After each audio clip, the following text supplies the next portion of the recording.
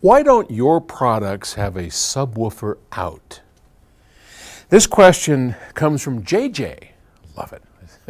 It's just initials. JJ. Yeah. In Manila, Philippines.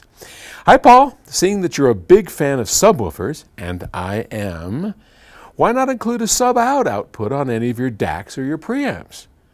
Thanks for the constant stream of YouTube videos. I especially enjoy listening to the principal designers of the different products share their design philosophies to the generic public. Okay. Generic, eh?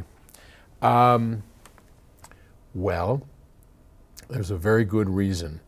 A subwoofer out, a specific subwoofer out, has a crossover built into it.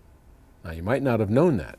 So when you see a subwoofer output on the back of, say, a surround receiver or you don't see it on the back of preamps very often, but you do see it a lot in home theater applications, right?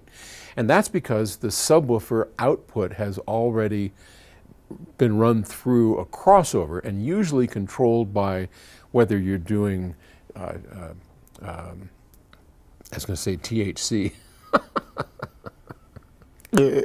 THX or Dolby or whatever, and that all changes, you know, so you want to have something that changes, and then the crossover inside of the subwoofer itself is usually bypassed. And so you'll see on subwoofers, you'll see a special LFE input, and that LFE input is without a crossover typically inside of the sub, and that's because your box is handling the subwoofer crossover duties. In two-channel audio, we are looking for something very, very different. We don't have, well, some people got a lot of THC, but we don't have THX and Dolby and all of that stuff to deal with. I mean, straight audio, two-channel audio is very straightforward. So we don't want to build the crossover in. There's really no reason to it because I can't think of a sub worth owning that doesn't itself have its own crossover specially tuned to it to blend with the upper speakers. And I think it's important to remember that that's what we're trying to do. So in a home theater setup, you have the effects, the low frequency effects channel, the LFE channel, that is there for movies and the boom, boom, boom and whatnot going on, that has its own separate crossover for that very reason, because the way they mix it and they do all of that is very different than in two-channel audio. In two-channel audio, the subwoofer is there to augment the main speakers.